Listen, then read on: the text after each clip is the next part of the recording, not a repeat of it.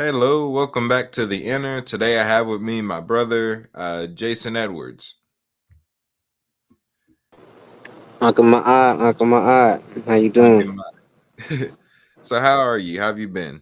I've been doing pretty good. Been doing pretty good. Just busy trying to get up with school and work and everything like that, but it's been pretty good. That's great. So if you could introduce yourself to the audience. Okay, so my name is Jason Edwards, but my comedic name is Impu M Dua. Um, I am 23, about to turn 24 this year. Well, this week. Um, I am a writer, uh, budding educator, um, a self historian. I like, self hobby historian. I like that, like history and history. Um, I love sports. I'm a coach as well. I coach track and field. Um, have a state title under my belt. Um, so did I'm also into gardening and plants and herbology and things like that as well. And just anything really. Just a well versed person. I guess I try to Okay, be anyway. that's cool. So, just talking a little bit about your journey. How did you really get into, I guess, comedicism? So I really got into the comedic spiritual. Well, I'm gonna take a break. Well, I had to go back. I first got into mythology. That was a key thing. It was mythology was the linchpin for me first. It was when mythology to me was just the stories of people, not real, not religion, not belief or anything, just stories, myths. So started with Greek mythology around fifth grade with the Percy Jackson and Lightning Thief. That was the first um chapter novel book that I actually really loved to read, and that got me started on reading. And so I did start doing research on the Greek gods and the Greek myths, and that led me into the Egyptian myths when the author Rick Riordan put out his the Red Pyramids, that Red Pyramid, the Kane Chronicle series. Yeah. I read that and started doing more and more research, and ended up getting, and I loved it. Ended up getting the Book of the Dead in like fifth grade. Didn't know what it was saying, so I kept it until somebody asked years ago. They wanted it because they were studying it. It slipped my mind. Didn't think about it. Gave it to them, and then later down the line, I just started drifting towards more being more towards the African centered thinking, African centered living, and things like that. And no, and then my civics teacher really in high school by my senior year really opened the door for that spiritual um encounter. He said he was the first person that I met that said, I don't believe in the Christian God, but I believe in one above, and I believe in a supreme creator, though. So that was the first person that I met like that. And the way he taught, the way he carried himself, it was always in a way that I admired. And so I started going, just started digging. Just started digging, and I just settled that eventually I just settled that the one that makes most sense to me is the comedic spirituality. That kind of makes more sense to me, and as whereas it fits the sign the physical world as well as the your spiritual world. It fits both needs. So it doesn't conflict. And if it you and if you have we have new theories now, but you can make it fit to the past mythos, and that's what I really enjoy about it. And Okay, that's how I got started. that's what's up. So, how did you really end up really like embracing? How did you really get into like Shrine of Ma'at and some of the other areas that are more modern today? I was on YouTube actually. my I was on YouTube. My tattoo artist, she suffered through YouTube because my tattoo artist, before he gave me my well, after he gave me the tattoo, he gave me a couple of videos to watch on YouTube, a couple of things to read, a couple of people to look up. He gave me he told me to look up The Great and Mighty Walk by Dr. John Henry Clark. He told me to watch that, and when I watched it, and it's a great documentary. Um, but in the references, I guess in the related videos, it was a Shrine of Ma'at. It was like a Shrine of Ma'at video. I think it wasn't. I think it was their TV show that they had, their program that they had. I think it was that, and I watched it, and I was like, oh, okay, people actually really kind of doing it. Okay, so I started, looking at that a bit more, and things like that. So, um, and I was watching, but not really full on. Really, just watching here and there. See their videos. I see it. I'll watch one. Okay, I see. I like it. And then I jumped on Sarnetta. Watch Sarnetta from time to time. I would see him next to Tebi Jabari there, and yeah, it was just I really like carry see how he carried himself.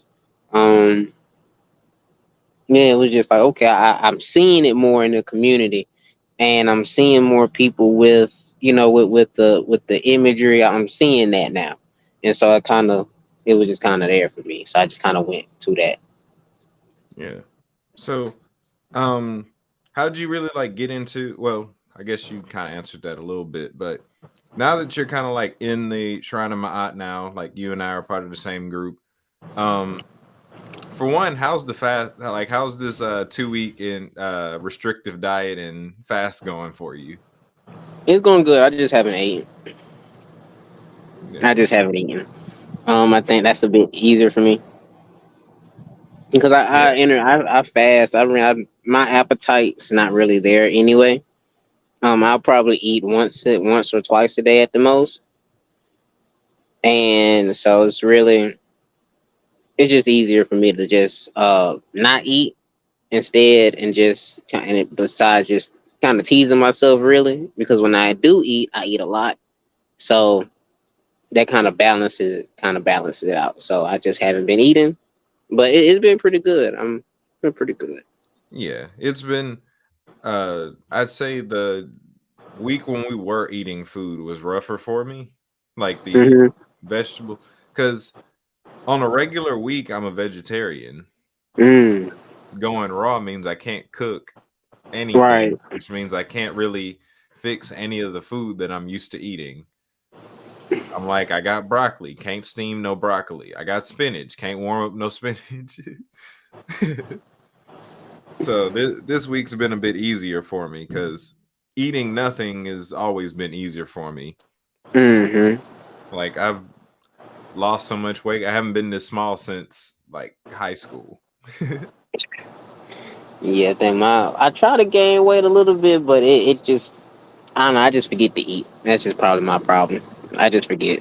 For when I'm working during the week, I won't eat breakfast, and then I'll go to work, and I'll be teaching, moving all day, just working, and I won't eat lunch, and then I'll come home, and then that'll just be I eat dinner, and then that'll be my one meal for the day.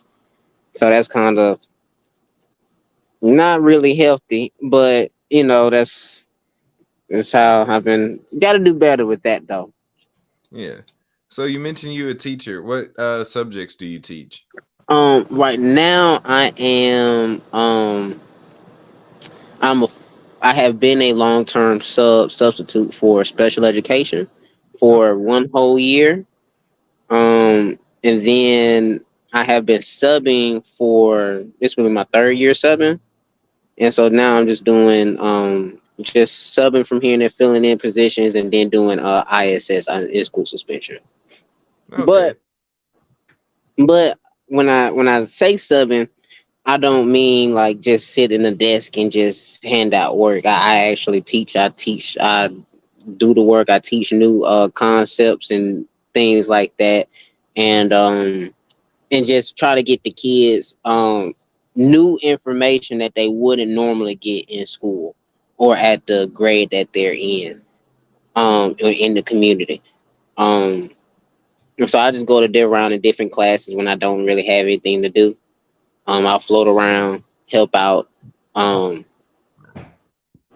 I'll teach some of the kids. Some of the kids like to learn metal nature from here from time to time.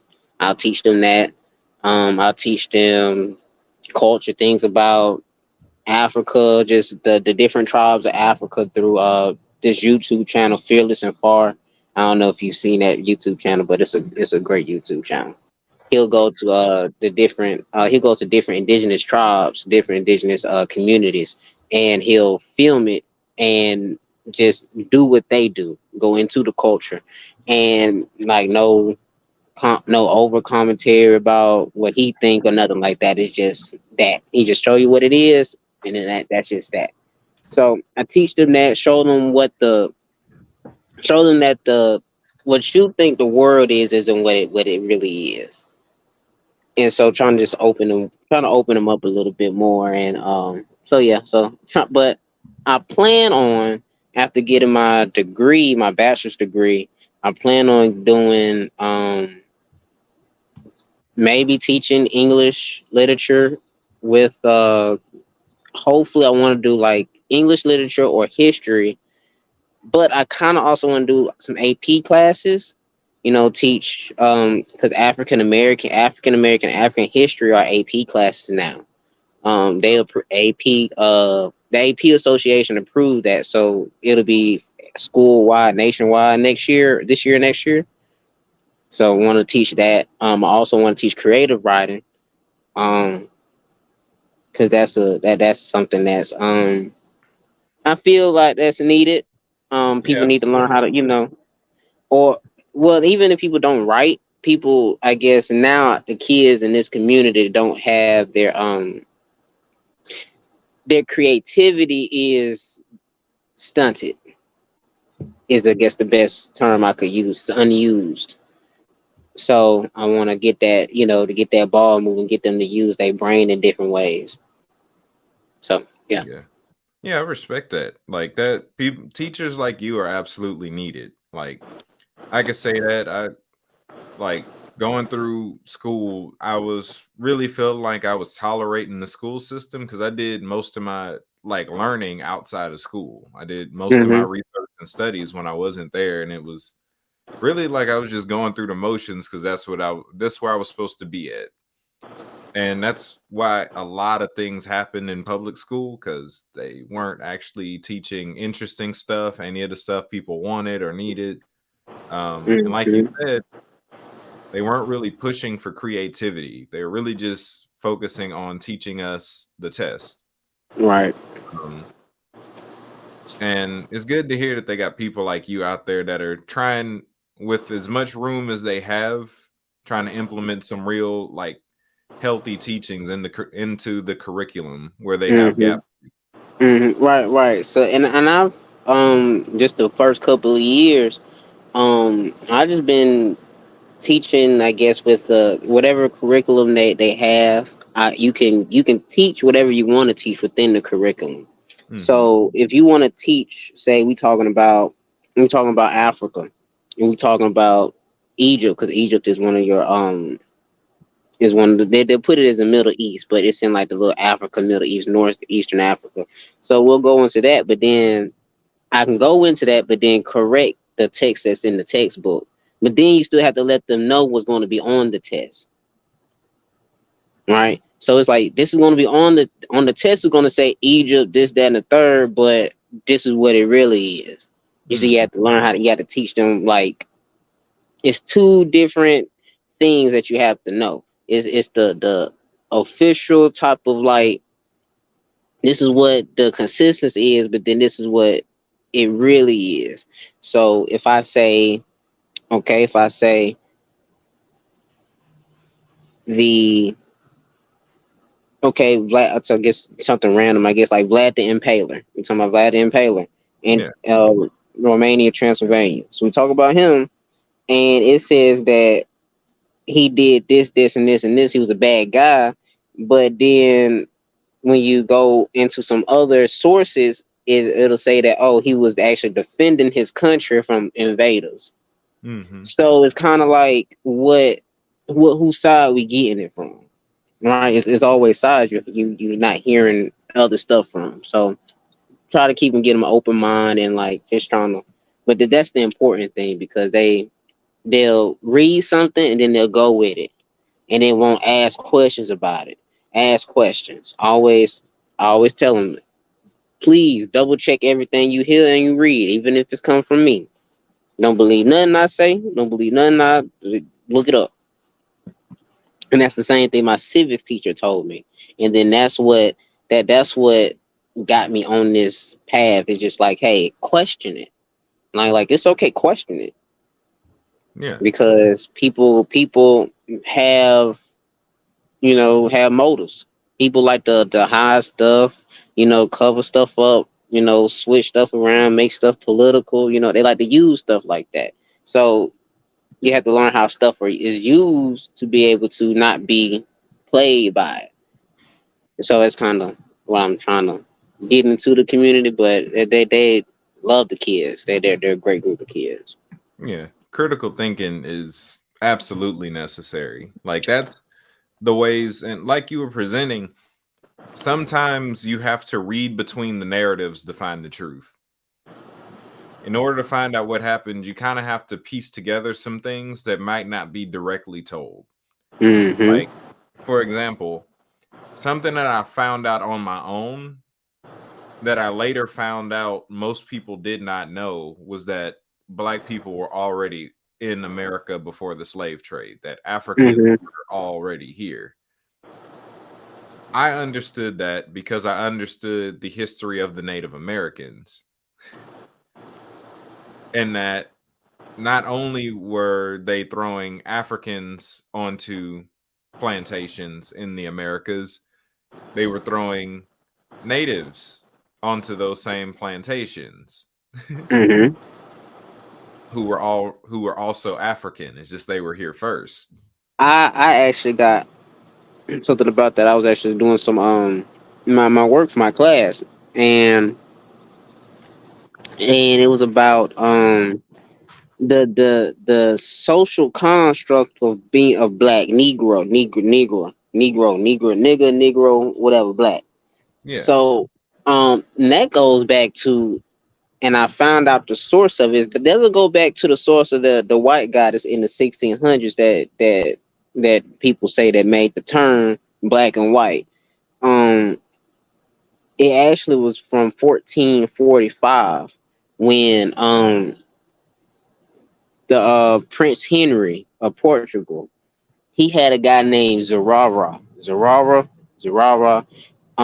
He had him write an autobiography, and he wrote that that he just lumped together people of Angola, all these people of Africa. They were different skin colors of black. They were brown, different gradients of brown, and he just lumped them all together as Negro, right, or Negro. And then when they got into the Native Americans, they were roughly the same color, so they called them Negros de Terra, blacks of the land. But then also added that they were weak and Negroes from Africa were strong. And that is the thing where it's like it's like a if we talk about black or we talking about the skin color, right? We Yeah. talking about skin color, it's a lot of people, right? That fits in that bubble because that's what they made that bubble, right?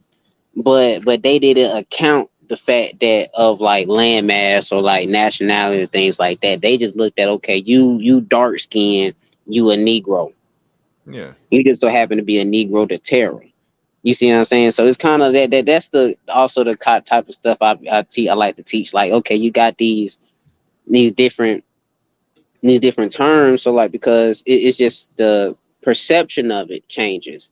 So it's like if everybody's working on a racist, spectrum, it don't matter if you don't matter if you from Mars, if you black and they the opposite, they gonna call you a Negro. Yeah. So it's kind of like it's that racist fear that you got to work in with the times. So you Yeah. have to recognize the time that you're reading the work in, and then you have to extract what's true that's in that time that you're reading. which is kind of, I think, the difficulties of history, Yeah. because you have to know the if you don't know the culture, like the nuances, you're really gonna be lost. You're just gonna be reading what you're reading, right? So it's kind of like if you don't know the inside joke, you just don't know it. Yeah. So, Like you got to understand when reading history that it's written by a faction, even if they don't claim one. mm-hmm. That Yep. typically, and I like the way this quote said it. They said that whoever wins the war uh, is just. And they Yep. said, well, that's because whoever wins the war becomes justice. So that typically the history that we have today isn't history based on presenting the truest account of events. It's Mm-hmm. political, Yeah. Political. it's socio-political, it's economic, and it's typically presented from the side of the winner. Mm-hmm. Yep. And one of the things that goes into it is demonizing and dehumanizing your enemy. So Mm-hmm. they'll take something that was really 50-50 and make it to where we were the God ordained warriors of God going on a righteous conquest to do some things. In reality, it wasn't all that gloriful. And Nope. Mm-hmm. And it then was when you really just get, two people that had a fight and yeah. one lost. But Mhm. it don't sound as good if you just say, I went over to this place and beat some people up who were unsuspecting. That don't sound as good. I gotta say Right. they were evil warlocks, they were this, that, and the Mm-hmm. other. They were demons, they were zombies. Man, you know what, and I also love just teaching kids. I guess like little stuff like that with zombie, like especially with zombie. And I tell them where what it, so tell them about the The zombie. why zombie became zombie. And you talking about from what was it? What is it? Baron Zom? No. That's Baron Sam D. But zombie, yeah, about zombie is he was a doctor, or he was like a doctor or a shaman, I believe. Mhm. Um, and he would be able to, he had something where you had, I guess it was like, it's like a chemical or something where it's like a drug or something where you can blow it in somebody's face and they'll do what you want them to do essentially, but they'll look kind of dead. And Mhm. so that's where you got that Baron zombie from, that zombie from. And so white people didn't like that. They didn't know what, they didn't understand it. So they demonized it. And so Yeah. it's just kind of like that funny little thing. I was just like, yeah. So like, why do you think black cats are? Why you think black cats are bad luck? And they don't know. They just Yeah. say it's a black cat. And I was like, okay. So it's just like everything you think is black is bad. So that's like Yeah. It's that definitely subconscious programming. thing. It's definitely programming, which is why, like I was saying earlier, they don't teach black people in America that a lot of their ancestors were already in the country. Our history typically starts with us on a boat in chains, and you have to dig for the rest because it's already painting a psychological picture that this is your origins. This is where you belong. Uh, and that's just been the fun journey of history in itself. Like finding out the loose ends, seeing through some things that were propaganda but presented as fact, so on and so forth. Yep. Let's see. So you mentioned how you kind of teach a little bit of the Medu Netter to some of your students. How did you begin to learn the Medu Netter? I started learning. I believe I started learning what I watched this one introductory video about the on YouTube. I guess I can't remember the video or the title of the video, but I watched that to get an understanding of the unilaterals and how I'm supposed to read it or speak it, or how it sounded. And then I went ahead and watched I was just watching videos, mostly watching videos, getting the books I needed, Gardner's grammar book, and Faulkner's dictionary. I got both of those, and I really just started working from cover to cover. I would copy. Let's say I would copy the dictionary from page one, all of the. I would just copy all the words, and then I would copy the Book of the Dead, the Per in Peru, Book of Coming Forth by Day. I would copy that from page one, and then I would copy the grammar book from page one. And I'm still kind of working through that. So yeah, I was just you get through that, you start really working, and then I was kind of hyper focused on that for about a good year and a half. So that was pretty much everything. Like I didn't watch anything else. I didn't read anything else. I didn't. It was all that straight for a year and a half.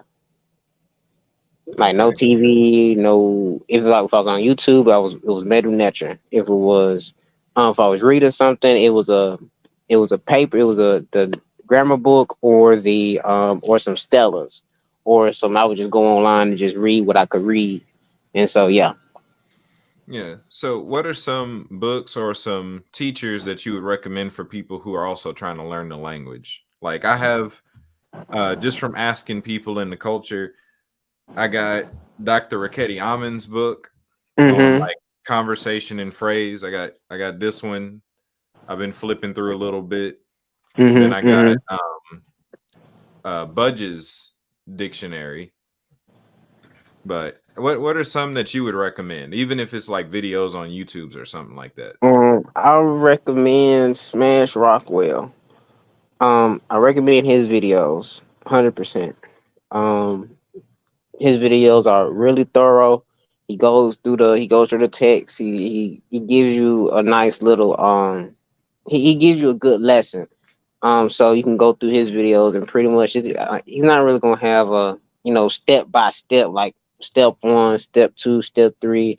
It's pretty much hey, just find you a good starting point video where you at, and then just watch from there, or just watch whatever videos he doing about metal nature, and you just pick up what you pick up. Like his videos. Infudisha. I watched a lot of Infudisha's videos at first. All of his free videos on YouTube I watched. That he goes over the basics. Um, he goes over the symptomatic thinking versus symbolic thinking. He goes over that, which is really important. Because that way you can see what the essences of the symbols that make the words are. Yeah. So, for example, for Sabah, Sabah is the same word for a star, or it is the same word for door, but it is also a word for teacher. So, your teacher is a star, could be a star. Your teacher is a star. It's a shining one. It's a point. B, and from the door, right? Your teacher is the doorway. Is your doorway to knowledge or to whatever? It's your doorway, right? So that's like a nice little parallel. My one of my favorite ones I use at school is ma'ah, the word ma'ah. So the word ma'ah is the masculine version of ma'at, which is order and truth, righteousness, things like that. So truth and right is ma'ah, but it's also the word for see. So what does that mean? That means what you see is true. It's not what you hear, it's not is what you see. What you see is true. Your action. I can tell you I'm gonna give you $5, but if you don't see me give you $5, it's not true. So that's the connections that you had, that if you were just studying it like English for say, you really wouldn't make that connection. Because I say, okay, why does A, if I didn't tell you A makes an A sound, how would you know what A makes? Yeah. Right? You wouldn't know.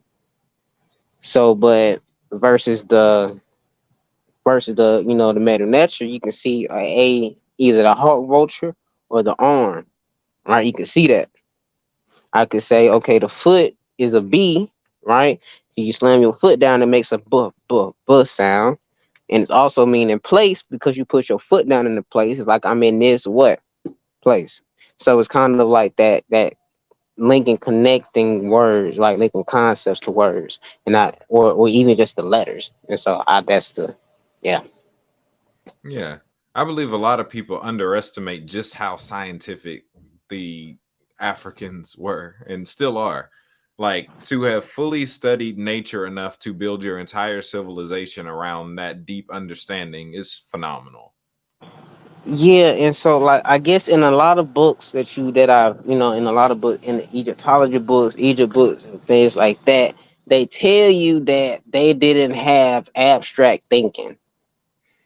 It's so strange. They tell you that they didn't have abstract thinking. Only they had this, this, and this. I think that's also in Bud. I think Budge also says that they didn't have abstract thinking. They didn't think in the abstract. But that's completely false because you just look at something. Okay, that's abstract. You look at love. Love is abstract, right? Love from love is really is a chemical, right? But the actions of that, what you feel is a chemical, but with the actions of that, what you do, right? What we say what love is, that's abstract. You can't touch it. You can't eat it. You can't hold it. You can't, you know what I'm saying? It's an abstract thing. It's not Yeah. concrete. Um, I'd so say yeah. that the Yeah. Heru Imaketi is a great example of proof that they had abstract thinking. Yeah. Mm-hmm. The Mm-hmm. idea to use the head of a woman over a lion in relation to the astrological year, the time period that they were in, which would have been Virgo and Leo, and also to represent someone who's conquered their flesh or someone who's conquered their ego. Mm-hmm. Mm-hmm. And it's just like even if I say the fact that we say follow your heart, right? And we mean when we say follow your heart, that idiom that we still use was the same heart concept, the same connotation that we use that they use for heart back then. When we say follow your heart, follow your what? Desires, your wants, your desires, your wants, and things like that. That's the exact definition for ib and metal nature. And so it's your desires, your wants, but your actual heart is hot tea when they talking about your actual heart, like your physical heart. So they Mhm. have different words for a physical thing and an abstract thing. They have words for they have different like even if the connotation is just a little bit different, it's a different word. What's one I like? Dang, I just had it in my hand too. I just had it in my head. Uh, okay, shoe. You take the word shoe, right? Mhm. Shoe is the nature of the wind, nature of the air, nature of the light, the first light in the wind. However, shoe also means freedom, free, right?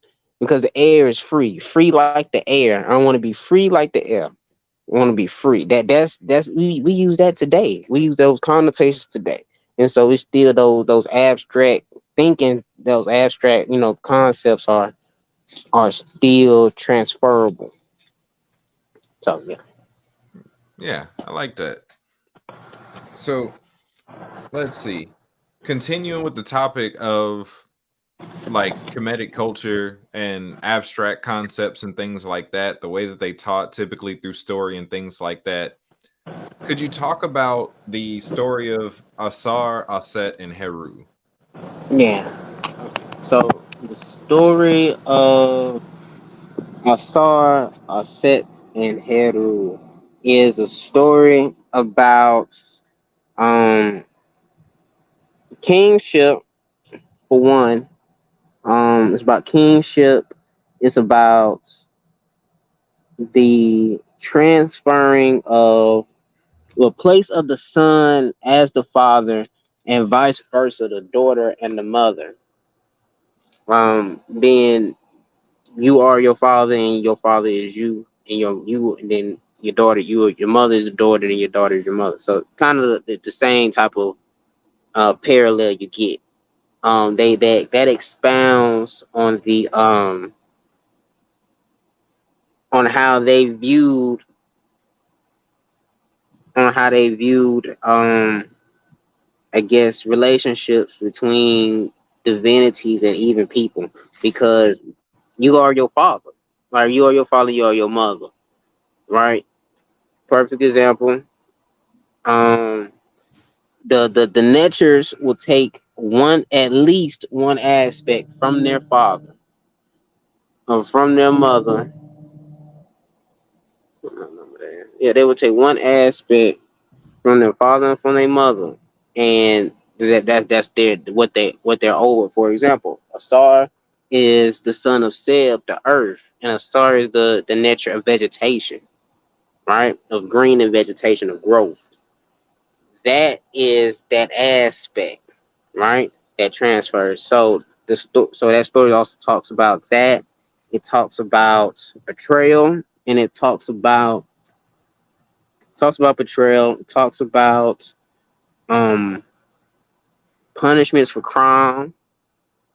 It talks about leniency, mercy for crime.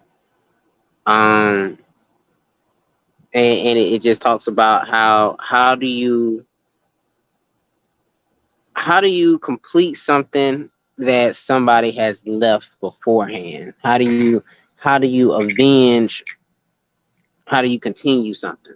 Um, so after so story starts with Asar. Um, Asar was the first human king, quote unquote, of Kemet.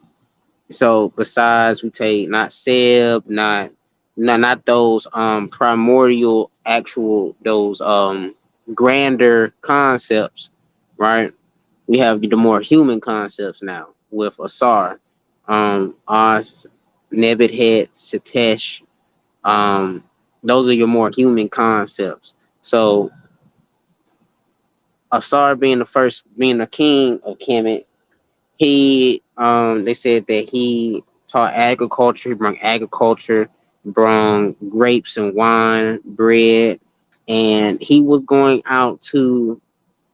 go out to spread this knowledge around the continent and around the world. Now he couldn't do that and leave the kingdom empty-handed, so he left it into his wife's hands. Ast left it in Ast's hands. His brother Satesh did not like that. So he felt that he was worried that he was powerful enough to do that, as it was his right. So he made a plan. He threw a party before his brother left. He threw a party. Some stories say it was a cat. It was a sarcophagus, and some stories say it was just a garment or a suit or linens. Um, but either way, it was only fit for him. He said, "Hey, everybody, let's fit the coffin," and nobody could fit the coffin or fit the clothes until it was Asar's turn, and it was tailored exactly to his body length, not missing a centimeter. He got into it, and it fit perfectly, so perfect that he couldn't get out. So Satesh also, if it was in the stories of that, he was in a coffin. He closed the lid and locked it. In the stories of when it's closed, he just wrapped chains around he bound him and threw him in the river, drowned him. So Asar was drowned. Um As retrieves his body. Well, his body floats along to Byblos and becomes a tree, which we call the Jed column. Becomes a tree in Byblos, and the king he likes the tree, so he takes the entire tree back to his palace. And Ost finds out about this, goes to try to go get her husband's body back. She transforms into a wet nurse, help nurses the queen of Queen of Byblos's child son. She teaches him Medu Netra, Hekau, gives trying to give him immortality, running him through fire. His mother comes in and she doesn't understand. She's scared. You burning my baby. Why are you burning my baby? Who are you? She reveals herself, says, I'm Oz, my husband's in that tree. I need him back. They say, okay. They say, okay, you can have him back. And she takes him back. Set, however, finds out, and before Oz could bring him back to life, Set takes his body, takes him out the coffin or out the clothes or whatever, and chops him up into pieces. Now, The first story, the numbers of pieces increase. Is so the numbers of pieces increase with the increases of the gnomes. So the first was, I believe, it was 13 pieces because it was 13 pieces. 13, yeah, 13 pieces. Well, actually, no, it was 12 pieces, but piece 13 got eaten by a fish.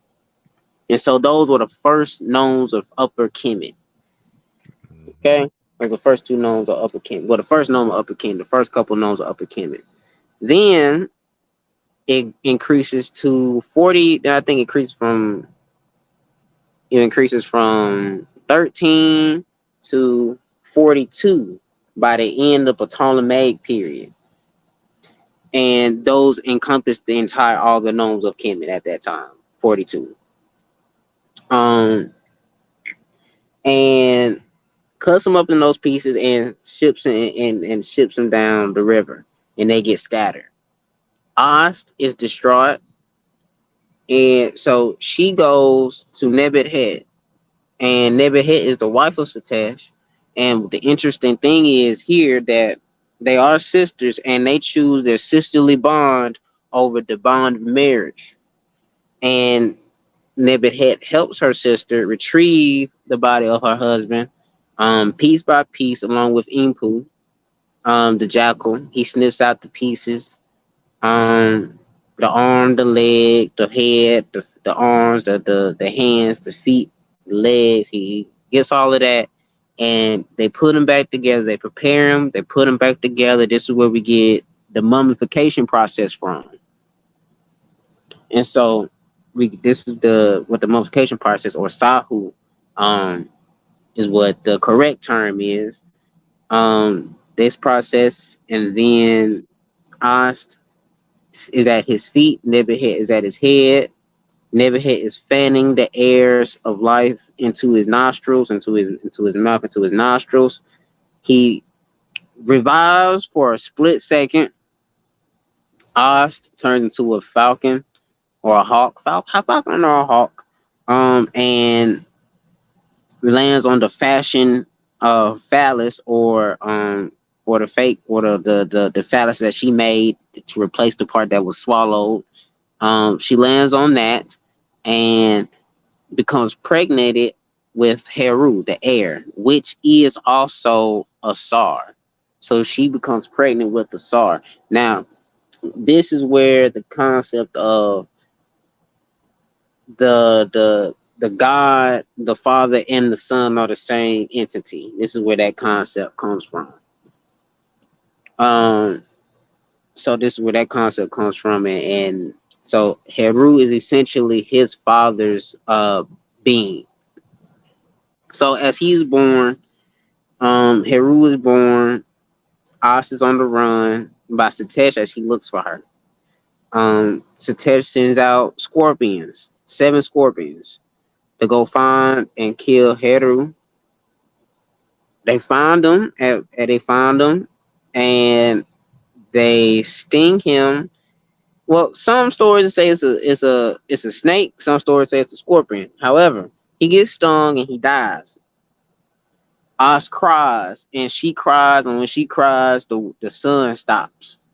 The world stops when she cries. The sun bark stops. Jehuti comes out of the sun bark, gives us the Hekau the utterances to bring him back to life, and she does. And doing that, Heru has become victorious over death. Now he grows up. When he grows up into his adolescence, um, he goes through the different trials, which are which are which can be a parallel to the trials of Hercules. Um, One of the trials he had to slay a hippo. Yeah, slay hippo, a crocodile, um, slay hippo, crocodiles, and snakes. You'll see Heru battling those with his harpoon, with his spear and his harpoon. Um, and so as he grows in power, he feels that he can take on Satesh, and he goes and loses badly. He loses badly, and Jehuti heals him and gives him the eye of Ra, the Wajet. He gives him a Wajet, which is now the eye of Heru, but two Wajet, so this is the same thing. Wajet, okay? He gives him the Wajet, and through that, Heru gains new insight. He gains new Hekau, new powers. So he goes to battle Satesh again. This time he wins, but it's still without a cost. Heru takes out Heru takes Set's one of Set's testicles, and Set takes one of Heru's eyes. Well, no, that was the first. Yeah, that was in the first battle. Set takes a testicle. Set takes an eye. Heru takes a testicle. Jehuti heals both.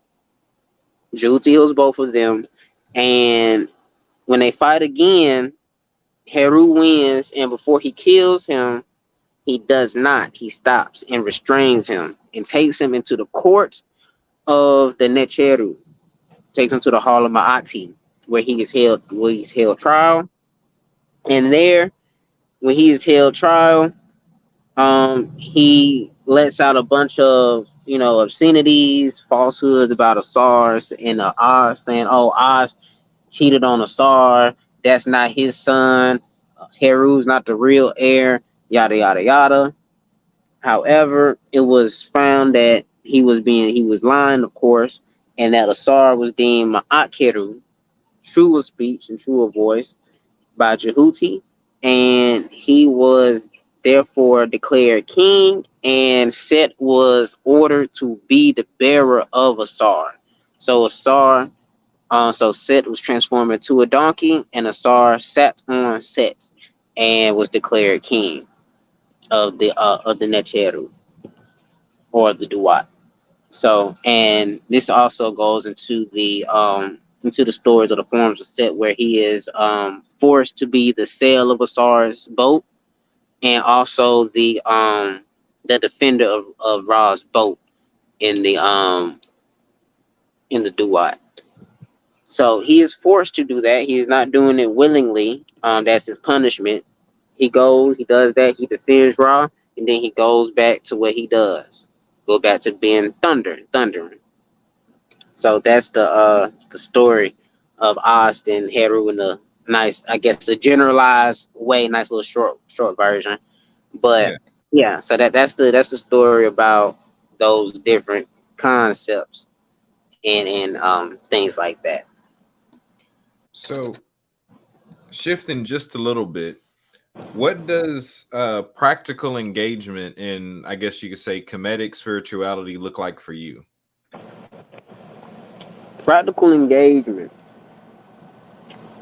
I guess it would mostly be probably you you don't have to have an altar. I ain't gonna say you have to have one. Um, no, I'm gonna say you have to have one. I'm gonna be the one to say you gotta have one. At least small. You can make one. You can draw one. It has to be something. Now, you have an altar. You at least the ancestor altar. You gotta have a natural altar because Amen can hear everything. Hear your prayers. Ptah and Amen are the next to hear your prayers. They hear everything. So they don't really need an altar. They hear everything regardless. Now, ancestor altars are important. Ancestor veneration. That's part of the practicality. Um, let's say giving back. I'm just gonna just giving back. Just doing something for the community, your community. That's being practicality and being comedic, or even just trying to get kids to, or just getting younger people or just other people in general to get start giving back to the community. Like if you see some kids or some people who out in the street not doing nothing but they like to bake, hey, why don't you open up a bakery? Where all the bakeries at? We used to have a lot of bakeries, right? A bakery would make good money in the black community. Fresh breads, fresh muffins, fresh things like that, or a butchery, right? Things like this that builds a community we don't have that. Everybody want to go out, everybody want to do that, right? But you build small things like that into the community, or you try to introduce those ideas. That's you trying to build your known. You're trying to build your that. You're trying to build that. You're trying to build your known. So yeah, that's what I think practicality is. Like, you don't need to speak metal natural, but I ain't well. You do need to know your hotel Dinasu. I'm gonna say that you do need to know that. But like, other than, I mean, nah, just learn it. If you want to learn it. Um, Not a really big deal. If you don't, so I mean, it's just, just what you do. It's not what you learn. It's what you do. Right? It's your actions. You see somebody struggling to buy groceries. If you got the money, even if you got the money, or if you got food stamps, it ain't no cost to you. Help them out. If you see, you got old clothes you don't ever wear, take them to the Goodwill. Give them away, because it's people who need clothes. You do for your community, you do for your people, and you do for you and your family. Yeah. And that's really and then you just acting true, acting right. Man, you can believe in whatever you still, because that wasn't really a thing, like, because it was, even we will go to, even people committed beliefs. We can go to their texts where there's like actual attestations of people, committed people, going to another country. They have a whole different religion, and they go to that shrine. They pay respects to that shrine, that God that's there, because they in that area. So it's kind of, you always have universal respect for everybody and what they believe. You don't have to agree, but you gotta respect it. So it's kind of like, that's really all that is. You be right. You follow what's good. You try to be good. It's not gonna be. It's not that easy. It's never that easy. But if you make a mistake, you make it up. Don't say sorry and don't do nothing about it. Say sorry. Either do better or make it up. Say, hey, what can I do about it? What can I do for this? I'm sorry, my bad. What can I do? Right? Empty apologies are, no, at the time empty apologies are over.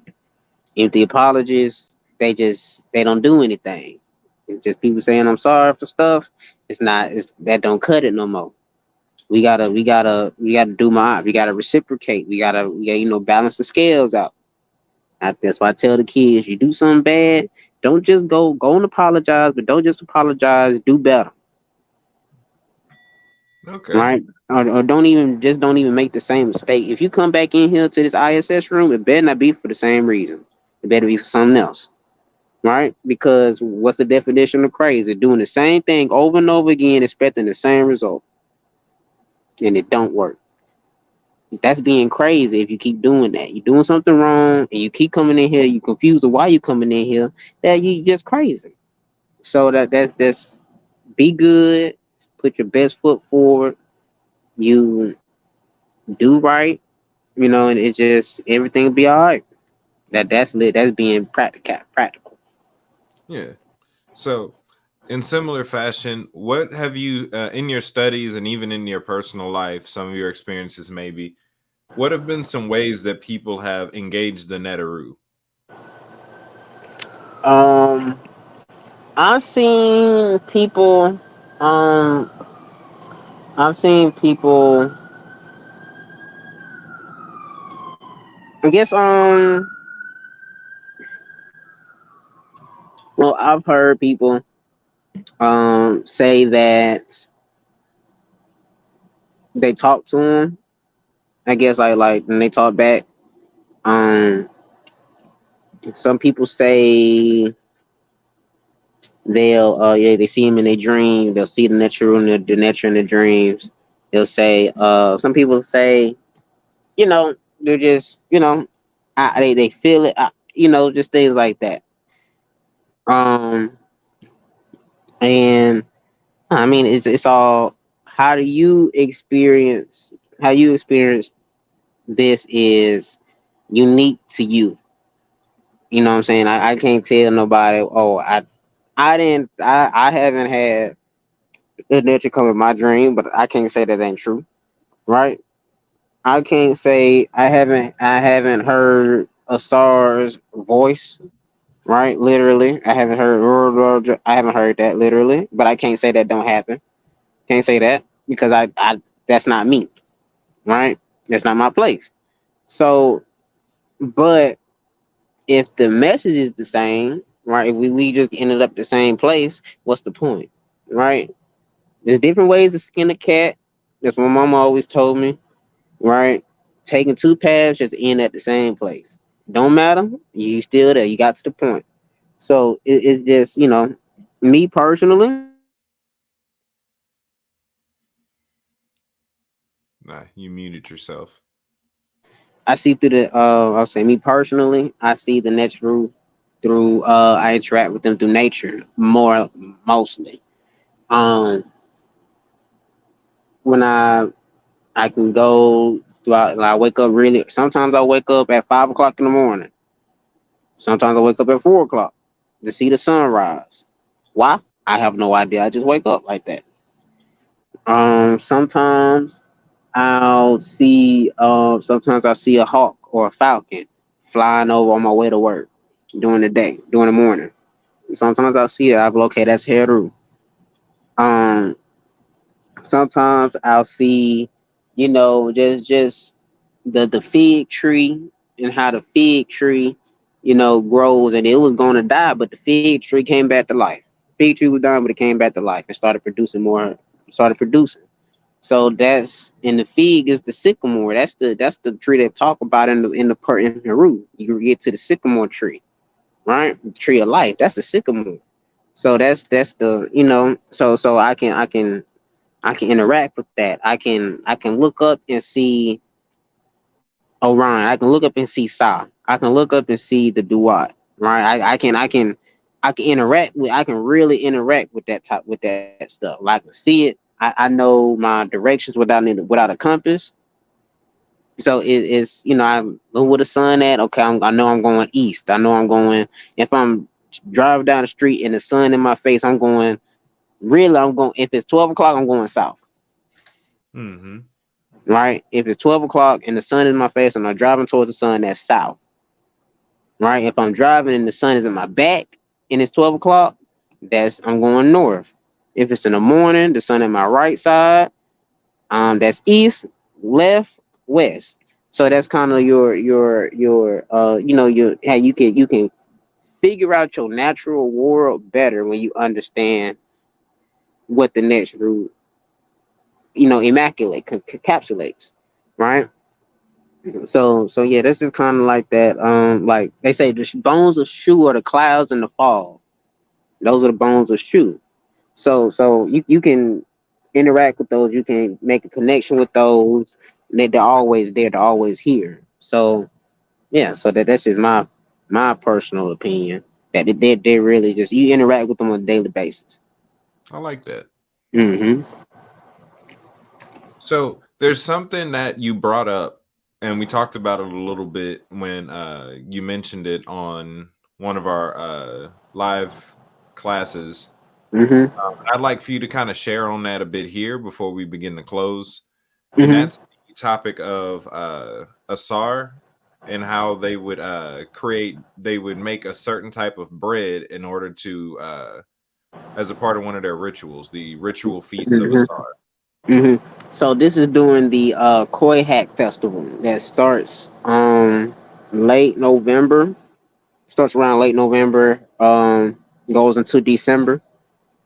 Um, so essentially, the Koi Hack Festival is essentially the festival of finding the pieces of a SARS body, piecing him back together, and reviving him, and him coming back as his son. So that's the Core Hat Festival, um, as the birth of the son, as the birth of Heru. So what they did was they would each gnome.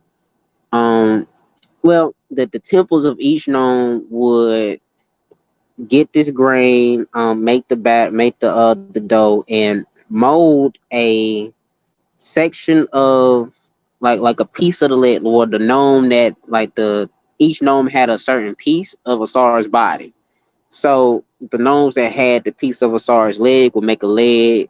The gnome that had a SAR's head would make a head, and then et cetera, et cetera. And then this would be like a 30. I think it's like a 25-day festival. So this goes on for about 25 days. So around, I can't remember which day, but um I think around like the 10th day, maybe they bring all the temples converge at Abydos, I believe, at Abdu, and then they put the pieces of those breads together, and then they mold it together, they hold it together, and then you have some that they'll grow the grain from that dough, or from that dirt, right? They grow the grain, to put seeds in it and grow grain from it, then make bread from that. Or they'll actually have the asar molds, and they will bake bread in those molds, and it would be an asar, actual asar bread, like it's a bread but in the form of asar. And they would cut it into pieces, and distribute it, and take it in and eat it. Um, and so this is kind of where the concept, or the concept of breaking bread, or communion could come from. Yeah, Hmm. I like that. And you mentioned the festivals. Is there a way? Do you know of a resource available for anyone who wanted to learn like the Kemetic calendar or like keep up with the feasts and festivals? Yes. There is a book, I believe, called well, not a book. Let me see the website.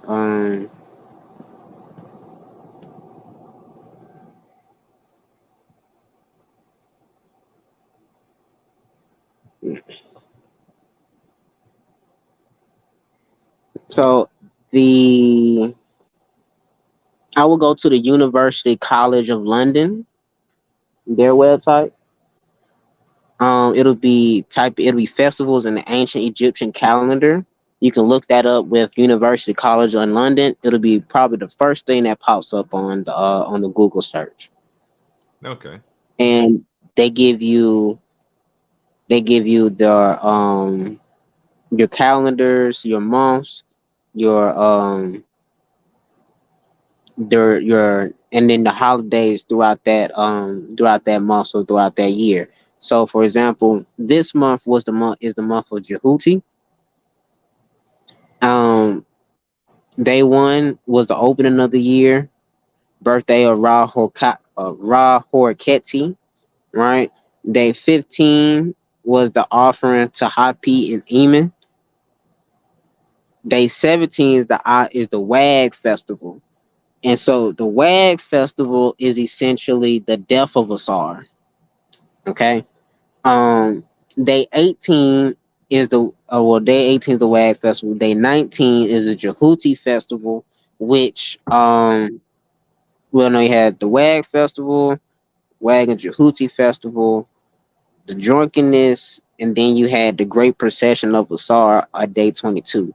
And so essentially, that's just talking about the death, and the resurrection of Asar as the full moon.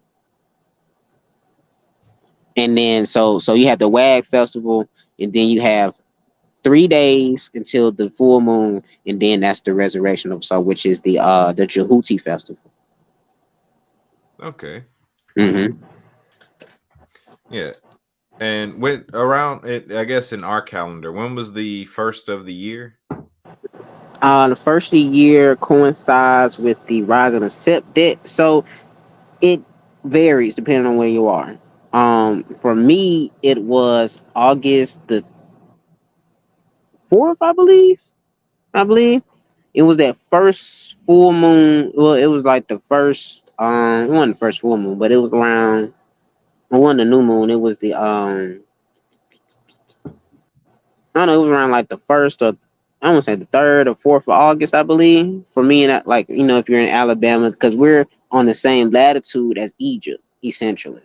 Okay. Yeah, so whatever they get it, we get it in Alabama. So maybe give or take a couple of days.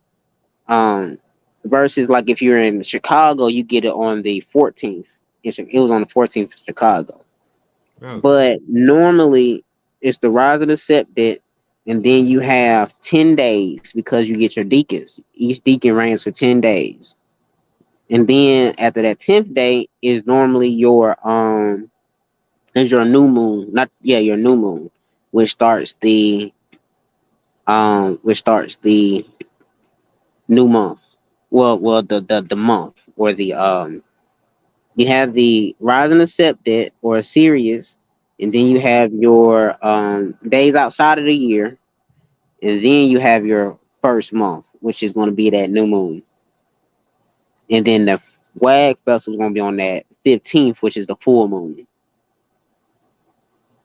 So yeah, so your lunar calendar is new moon is the beginning of the month, full moon is the middle of the month, and actually it's so interesting that the WAG festival was on the same moon as the blue moon, the super blue moon that we had. So that was really a really good type of. I was really good on that day. That's great. Because being learning as many cultures as I am, I understand that the times and seasons of each culture correlate and is one of the most important things. And that's one of the things I hadn't heard anyone really touch on yet is the calendar. Mm-hmm. Mm-hmm. So let's see. We're getting ready to close. So um where are some places where people can get connected with you? Where can they find some of your resources? You can get connected with me through face. You can get connected through Facebook.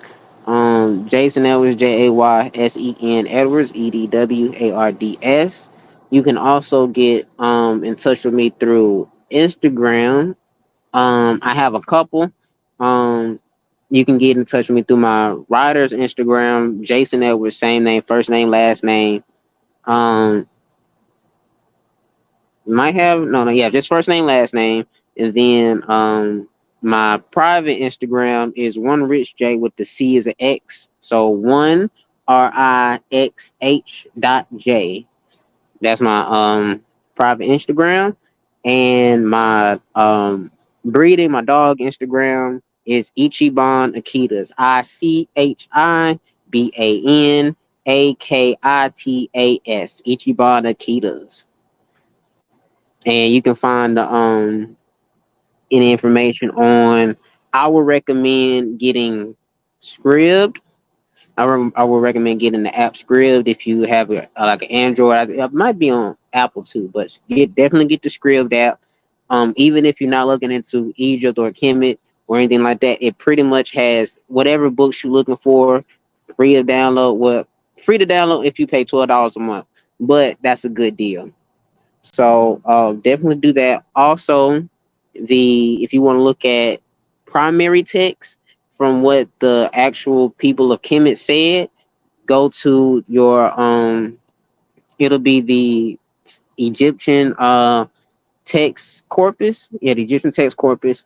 It'll be the Egypticae Linguae, Linguae Egypticae, I believe. Well, you just type in Egypt TLA, type in Egypt TLA in Google, and it should be the first one that pop up. And you click login, and it's pretty just have fun. They're trying to figure out how to use it, but figure out how to use it on your figure out how to use it. It's pretty fun. If you really need directions, go on watch Smash Rockwell's videos. He goes in detail on how to navigate the TLA and everything like that, and you will be able to look up words. You will be able to find amazing things. You will find just this amazing things like when they say, I think I have one where it says all praises to the black one. So, and that's talking about Asar. So all praise to Asar. So Asar is called the Black One, Kimmy. And so that you can find your nice little things in there. Got love poems, got songs, things like that. So just have fun. Just it's just a really fun experience just going through all of this stuff. Okay. And you have any books out? Uh, I do not at the time. I do not at the time. However, please go and check out. I do have my first draft on Wattpad. For my book, my first book on Wattpad was a first draft called Rise of the Fallen. It Okay. is a urban fantasy young adult novel about essentially your Abrahamic faith, and is heavily based on the Book of Enoch.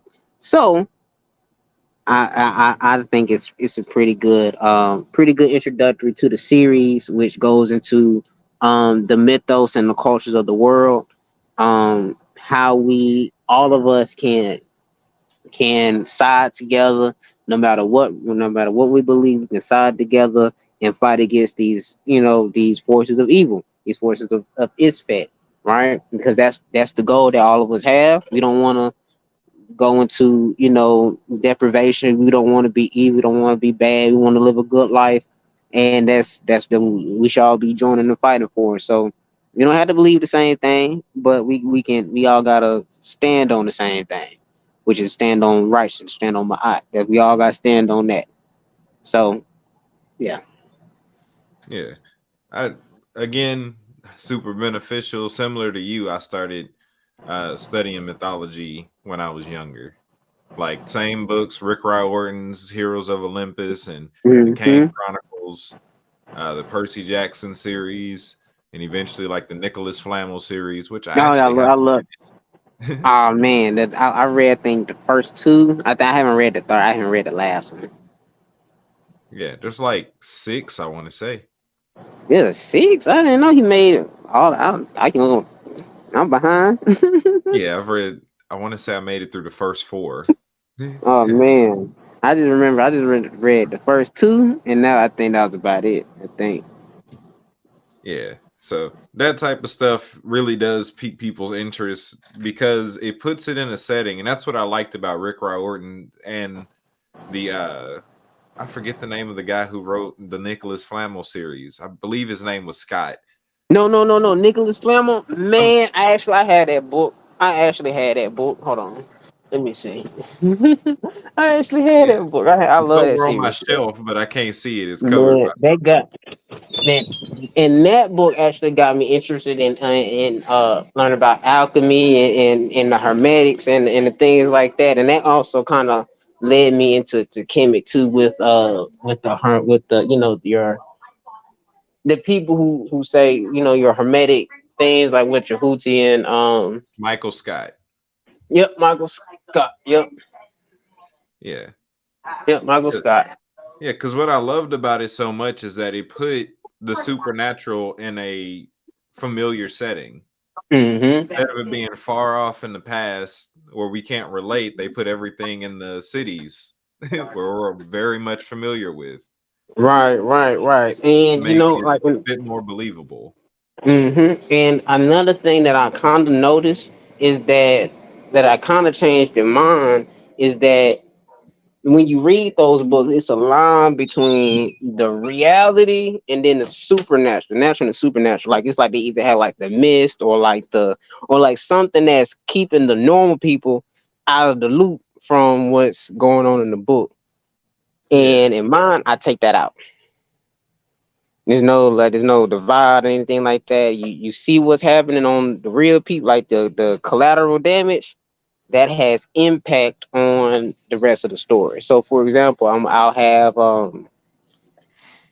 have a situation where the main characters see they'll see like a mountain split in half on the news because of something that happened in the prior book, right? And like because I'm kind of doing I want to do like a have a main series, but then have side stories, side books about different main characters that kind of converge into the main series.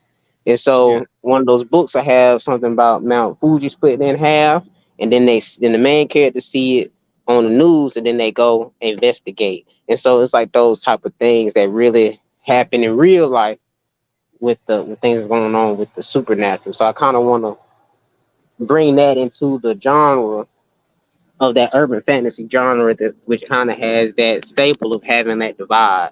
So yeah. Yeah. So for all you people who like mythology that's gonna watch this video, Rick Riordan's Percy Jackson, Heroes of Olympus, Kane Chronicles. I didn't care about the Magnus Chase series. Never was able to get into it. And then the Nicholas Flamel series by Michael Scott. Some of the best books you can read. Just to have fun. Yeah, I love them. They're so good. They're really good. And it's just like I said, you can learn, you can get information from everything. Your fiction will have the most truth in it Hmm. because you can't. You have to do. We have to as authors. We have to do research. And when I say we have to do thorough research, we do thorough research. Get put on the So FBI watch list for the type right. of So research like we have to do. right. I like for example, I have a Hebrew Israelite grandmother, and she is and I'm just not realizing that now, even though she's probably been that way my whole life. But I asked her about the Book of Enoch, and she sent me a copy, and we talked about it, and we really, we had a conversation about it. And so that's really, and honestly, that's one of my favorite books of the Bible that's not in the Bible. The Book of Enoch is the best because it gives you, and it just gives you this it gives you the drama, it gives you this the setting descriptions are, oh my goodness, the way that they describe heaven is in the is in the same essence of the way they kind of describe of how I'm mad I forgot my man named Dante described the circles in hell. Yeah. Right, it's kind of the same type of description. That's where we get your different angel classifications from, right? Your Yeah. cherubims, your seraphims, your thrones. We get all of that from Enoch. Yeah. And I've had the author or compiler Joseph Lumpkin on my show before, and he wrote a book called the Encyclopedia of Lost and Rejected Scriptures, this huge yellow book which put all the extra biblical books that were either taken out of the Bible or just Mm-hmm. lost to time. And he compiled them together. And I read all three Enochs in one night.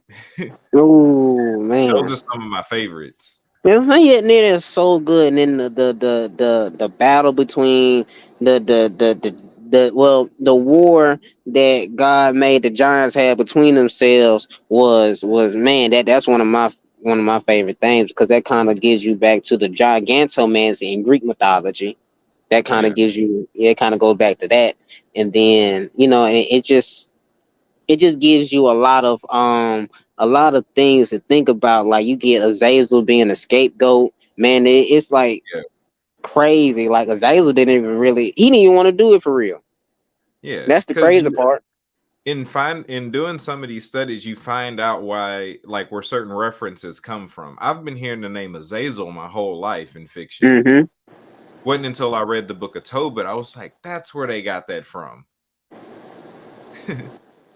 And so then when you think about, okay, that's, we talking about the scapegoat. And then when we talk about, but then when we talk about the scapegoat, I guess in Christianity, I guess the first thing that come to mind is the well, I don't even say like the scapegoat. Like I would say like, no, never mind. I'm thinking about something else. I was thinking about the ram in the bush, but I'm thinking about something else. But it's just more like that the scapegoat is your the person who's really just going along with the ride, right? And all the blame gets put on them, Yeah. right? That's the scapegoat. And so Azazel didn't even want to do it. He was like, all right, okay, I guess. He didn't mate with no women's. He didn't mate with no human women's or nothing like that. He didn't make any Nephilims. He was just teaching people. Actually, he taught people how to make weapons to protect themselves. Hmm. That's what he did. But when God found out, they was like, "Oh yeah, yeah, yeah, yeah." The leader, the actual leader, I forgot his name, but the actual leader said, "Yeah, this was all Azazel's idea," and he got thrown in the pit, with in the bottomless pit. And so that's your and then that's where like you get your scapegoat from. Like, okay, yeah, like you Yeah. know. So, It's like hmm I've fallen in love with a lot of literature lately, like the Gospel of the Holy 12. Gospel of Philip is one of my favorite extra biblical texts. The Tao Te Ching, the Emerald Tablets of Thoth, the Hermetica. yep, Because yep, like some of that stuff is just great. Like it's it just great on is. its own. Man, like I think I went through a whole 2 months of just looking for like alchemical texts I can read. I wasn't even looking for like the I was looking for like the old stuff, like the actual manuscripts. Um, because I think like then I found out crazy stuff like Isaac Newton was an alchemist. Yeah, Um, they made him lame in school. right. They only accredited him with calculus. And so like he was over here trying to find a philosopher's stone too. And so like that's the crazy thing. Like also, Full Metal Alchemist got me on alchemy too when we talking about the philosopher's stone and things like that. Like man, that you get a lot of things in fiction that Yeah. you need to like. The more you really pay attention, dig, really look at what you're watching and dig into it. It's something I, there. I want to say Full Metal Alchemist Brotherhood was the first anime I watched as a kid that wasn't like for kids. Hmm. Like of course I grew up watching Pokemon, but like I still remember it. We were traveling somewhere and we ended up in a hotel and they was like, "Oh yeah, cut on some cartoons for them," because I was like 6 at the time. Hmm. And they cut it on Cartoon Network, but it was after 8 o'clock, so it was showing So anime, adult swim, yeah, and anime, it Funimation. was I want to say it was around the time I think his name was Wrath, the little boy with the tentacles. Yeah, yeah, yeah, yeah. He was slicing and chopping and tearing people up, and little old me loved it. I was like, they make cartoons like this? Yeah, yeah, and that's what I like. Like it's just a difference in, and that's another like America. We view animation as like okay, it's funny, it's lighthearted. Not a lot of plot for real. But no, it's a whole different game with Japan really because they say okay, we're gonna put this. We can show more emotion, right? Than what I'm saying than people because you can't really trust actors to make the emotions that you want them to make in the script that you wrote. Yeah, So that's what makes the show really like the script could be great, but if your actors is they mutually. So if yeah. your If you script got is Gal good, Gadot, right, you got a Gal Gadot with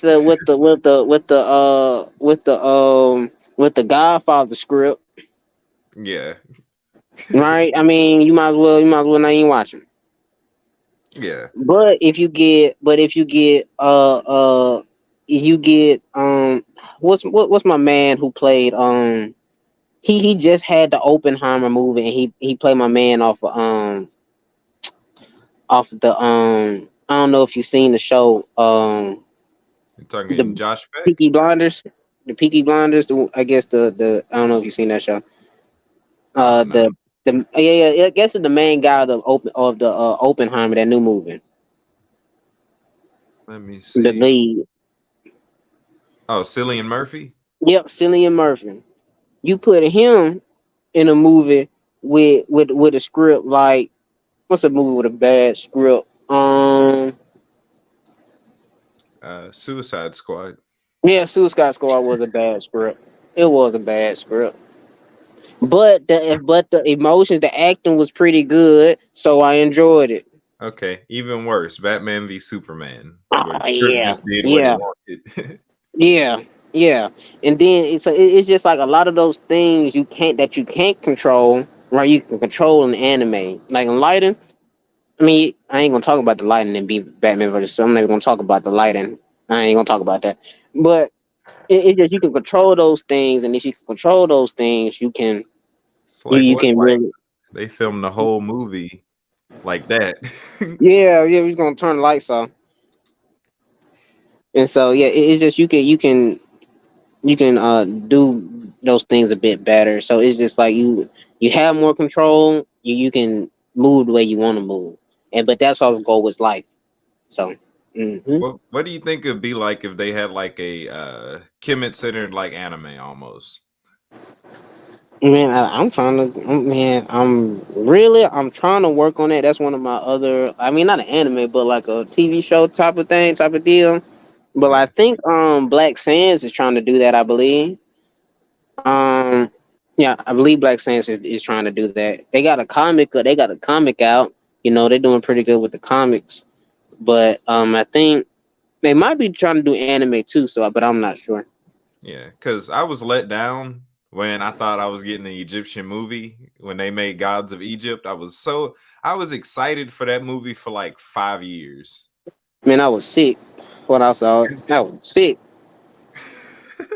And It I wasn't came even out. committed when I saw it. I wasn't even committed when I saw it. I was sick. I was upset. I was like, "The heck is this?" And then kind of made me mad because then only had Chadwick beat Jahoochie. I mean that's fine, but like They killed him immediately. right, like you kid Jahoochie don't die. Jahoochie don't die, Not just that, they had him get the question wrong. They ain't even let him be smart. man. But you know what? But now that I'm learning Metal Nature though, I went back on the Mummy, the movie Mummy, the movie The Mm, Mummy. And whenever they was, I guess they would say some words of middle natural, like the real easy ones. They would say "tu" for yes. I mm-hmm. heard that one time. I heard "tu."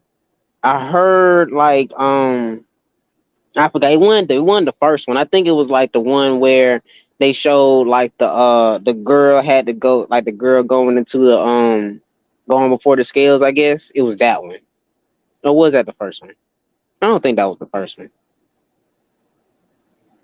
I'm not sure. I don't know I which don't ones know. I watched or which ones I didn't. I watched the one where they was fighting in the desert. I remember that one. With I remember that one. I think it was fighting a lady, I believe. Yeah. I remember that one. But yeah, they had the lady going into the scales or whatever. And then they had this guy put gold on the scale and he was let through. But then somebody who didn't have nothing was consumed. And I was just like, okay, nah, It's backwards. backwards. Yeah. So I that's something I see on the horizon is more diversity as far as fiction. Yeah. Because it's like we can't let Gods of Egypt happen again. Mm-mm. Mm-mm. Nope, nope, nope, nope. I've been thinking of a book called this is gonna be like my what I plan on being my magnum opus, my masterpiece for my life is gonna be essentially a series about this kid during the this is after the second intermediate period. So this is the first this is I think the new kingdom after Amos, right? It's I guess after Amos kicked out the Hyksos, defeated the Hyksos. It's gonna be essentially a story about his child that he had outside of like the royal family, right? The legitimate children. And Amos is dying and his mother almost is getting old and is got trying to get his successor ready or whatever. The main character's mother dies and she sends him and to go see the pharaoh, to go see Amos, to tell him that okay, I'm your son, this, that, and the third, yada yada yada. And essentially he gets chosen, but he doesn't know like this whole thing, this succession battle is a battle with the children being chosen, being the avatars of the Neteru, right? So he gets chosen by Heru, right? He gets chosen by Heru, but then the main antagonist he's gonna have to fight is essentially the ones chosen by Satesh. And so him and his brother, they got to fight, but they also got to get like, people on their side, other avatars on their side. Like he might get somebody who's chosen by boss on his side, this, that, and the third, and then they have a war, they get a succession, and then after the main character gets the throne, right, that just starts the story, because he has to also go through this the physical, he has to be the pharaoh, the king of the physical world and the king of the spiritual world as well. So he has to kind of do those two. And I kind of, but then I also kind of want to have that kind of like also kind of connect that to another character that I have in the series I'm working on now. So it's kind of want to just connect everything really. Yeah. Have you seen the documentary Heavy as the Crown that was on I Building have. I Twitter? love it. I love it. I Yeah, I love it. love the little animation, the like acting bits in between, especially like Hmm. they're doing the story of Asar, Aset, and Yeah. Haru. Hmm. I wish they just did a separate movie with just some of that. Man, I love, man, that document. I put everybody on that documentary that can like ask about it. I was like, they ask, like, yeah, I'm trying to learn more about acting. That's the first thing I put them on, because that was really really good. Like I wouldn't like, because it's not, it's just the right amount of I guess it's the tonage, I guess, more so than hidden colors. Because if I show somebody that still gets Christian, and I say they looking for it, and I say, yeah, here's hidden colors, it'll probably shut them off, like Mm, off real. Because hidden colors goes at that aggressively. yeah, Right? You got like a whole, probably like a good 30 minutes of talking about Christianity, right? With the John John John John John John John John, with the yeah, deep dark evil music, right? yeah. And And so Heavy that in the might, Crown, they've built African spirituality as his own thing. And by yeah, the time they finally touched Christianity, you didn't already saw it. right. It's like, okay, yeah, it's like, and then they don't even really go into like, and then they don't go into it like they just, okay, this is what this and this, and then they kept moving. But like in Hidden Colors, they was on there for like a good minute. Granted, it was still education, but it was just a whole different like Yeah, different tonage. audience. Yeah, yeah. Like Hidden Colors is like, okay, you already in this, so here. But like, but Hidden Colors was what I started off watching. So, but that's, yeah. So Yeah. Well, brother, this has been great having you on here. Um, let's see. If you could give us a comedic blessing for anyone who could kind of like watch this in the future. all right, all right. Um, Dua in Sejun, Uncle Jocelyn, Uncle Wise Jed, Shimon Ma'at, Shimon Hatep, um, Netcher Ima, Ima Ek, Netcher Ima Ek, Uncle Jocelyn, Uncle Wise Jed. So I said, thank you for listening. Um, Life, prosperity, and health, life, power, and stability. Go in peace, go in order, go in order, go in my eye. May the nature grant you life, power, stability, and life, um, health, and prosperity. That's awesome. I forgot to ask. What does your comedic name mean? I know the Oh, M do I is like in thanks. and so M Dua, yep, and thanks for in praising. So Impu and thanks for in praising. So essentially my name means he's talking about the job that Impu does, the opener of the way, the open the way of praisings. Like, so Impu's the opener of the way, so he shows the way, he shows the correct way to go, the correct way to do things. Um, Dua is praising because Impu is a praiser. But the Dua is also, can also be Duat, because the T is the feminine. So it could be Dua Duat. So input in the Duat. Um, so that's pretty much, input in the in the in the afterworld, the afterlife. But yeah, it's just mainly like, input of praising, like the opening the way of praises. Okay. I like that. That's actually perfect timing for when this episode gonna come out, because the year in one of the calendars that we're moving into is all about opening ways and doors and such. Mm-hmm. Mm-hmm. So, well, let's see. This has been great having you on. Very insightful. Um, Thank you again for joining me on here. Oh man, it was great. It was great. Glad to be here. Glad to be here. Glad to talk about it. Look, I just love talking about Kemet. Really, I'll talk about it all day. Yeah. Well, y'all, that'll be it for this episode of The Inner. Thank y'all for joining us here today. Leave in the comments anyone else that you would love to have, love for me to have on the show. Um, with that, y'all be blessed. Be blessed.